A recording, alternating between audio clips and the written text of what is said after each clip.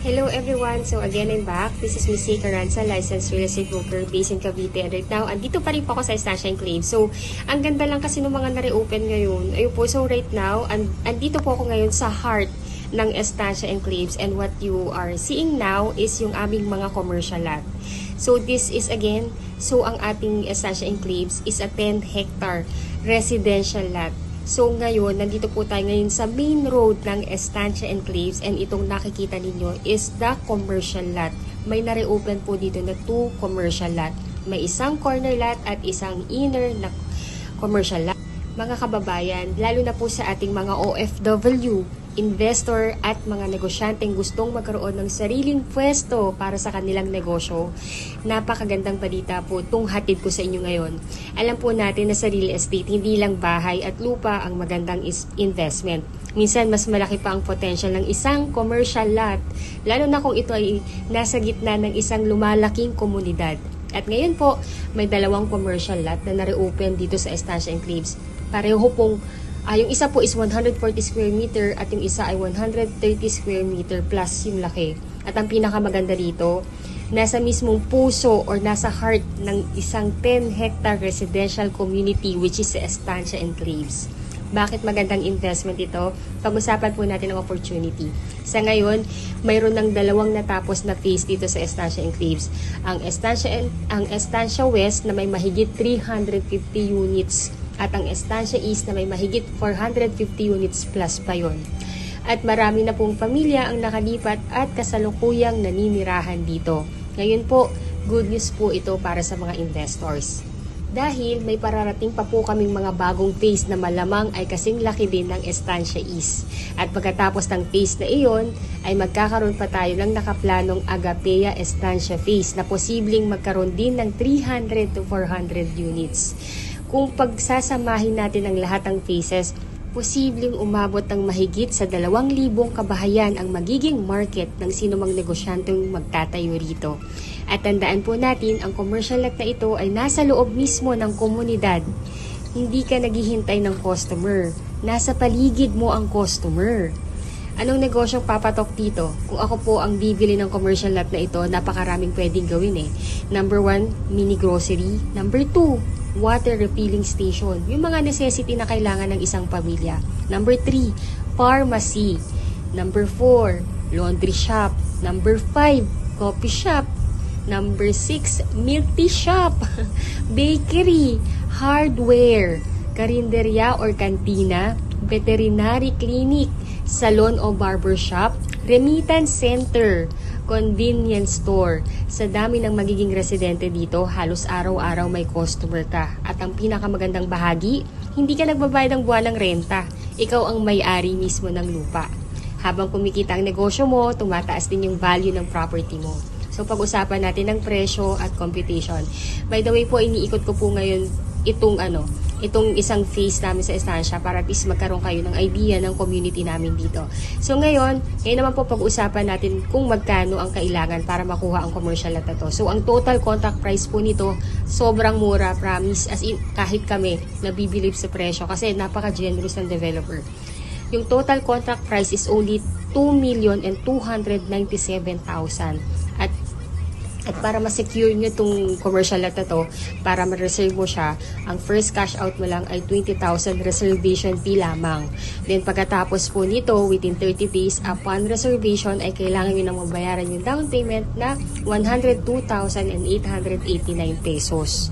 Then after po nun, of course, kailangan po kasi natin ma-comply yung mga requirements within 15 days na makapag-reserve tayo or 15 to 30 days para ma-submit na sa bank at para ma-approve na ito.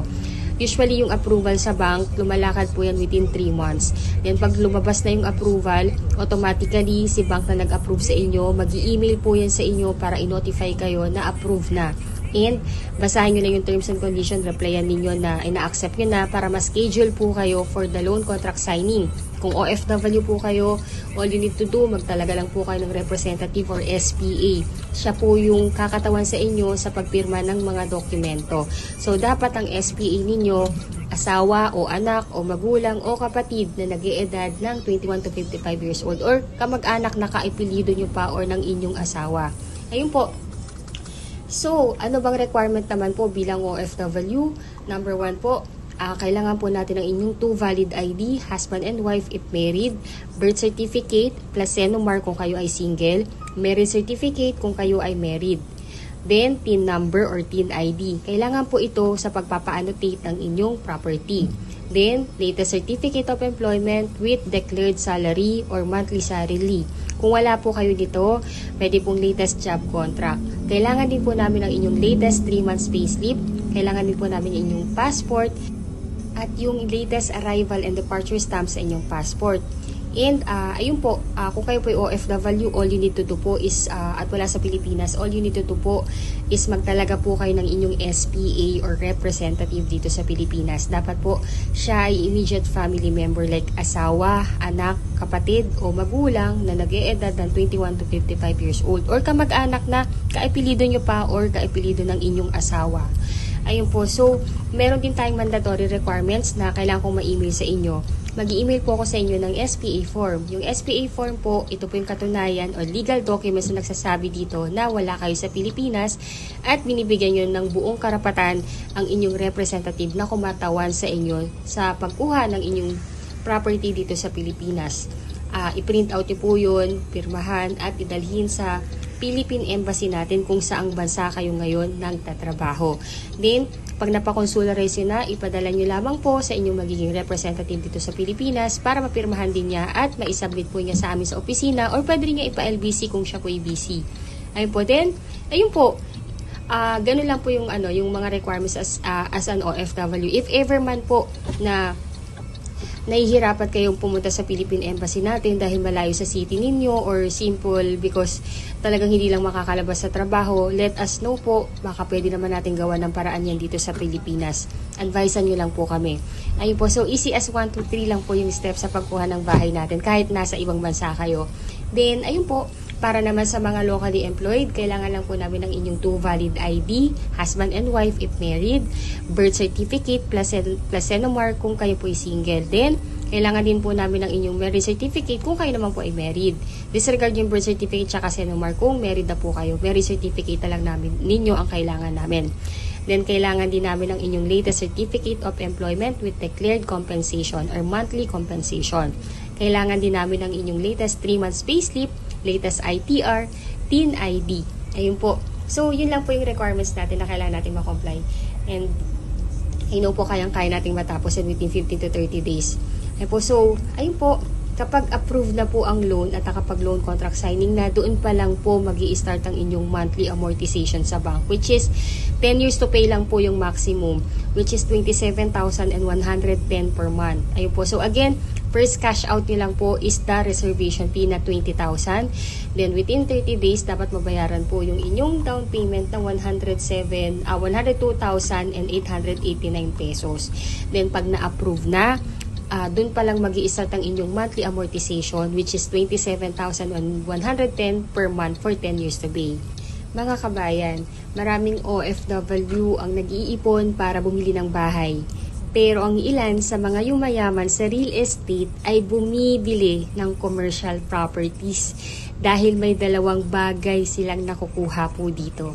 Number 1, kumikitang negosyo at tumataas na value ng lupa. Kung naghahanap kayo ng property na hindi lang gastos kundi maaring pagkakitaan sa hinaharap, isa ito sa mga pagkakataong dapat ninyong tingnan. 2 lamang po ang available na commercial lots na ito. At sa real estate po, ang pinakamagandang pwesto ay ang kadalasang unang nauubos. Again, may corner lot and may inner lot. Kaya kung interesado po kayo, let us know po, let me know po. My number is already posted in this video. You can contact me via my Philippine number, WhatsApp, and Viber. You can also add me in my Facebook account para at least makilala nyo rin po ako bilang broker po ninyo.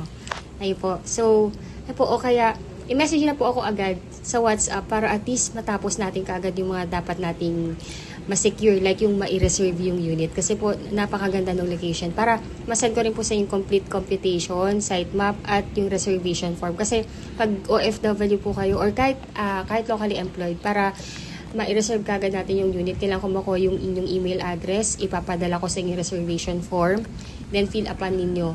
Then send back nyo sa akin along with your 2 valid ID and at least 1 month payslip. Then the rest of the requirement, ipasa natin o i-comply natin within 15 days po sana or hanggang maximum of 30 days. Ayun po din. Pwede na po kayo mag-deposit ng inyong reservation fee sa sales and marketing officer namin para yun po, ma-execute na natin yung unit and bibigyan po kayo ng resibo. Basta i-send nyo lang din po sa akin yung proof of deposit po ninyo. Again, ayun po, easy as 1, 2, 3 lang po yung pagkuha ng ating commercial lot dito sa atin sa Pilipinas. So again, I'm Miss Seika Ranza, licensed real estate broker based in Cavite. And again, if you are new to my channel, please do me a big favor po. If you think po na nakakatulong po ako sa inyo upang magkaroon ng kaliwanagan sa pagkuha ng inyong investment dito sa Pilipinas, please consider to like my video, share nyo na rin po, and please subscribe to my channel. Sobrang laking tulong po yan sa akin at sa aking buong team. Ayun po. So again, magkita-kita po tayo muli sa susunod nating property investment tour dito sa amin sa Estancia Enclaves. Ayun. So, wag lang mag-iipon po ng pera. Mag-ipon din tayo ng mga property na pwedeng kumita para sa inyo kahit natutulog kayo. Thank you so much and bless you all po. Bye!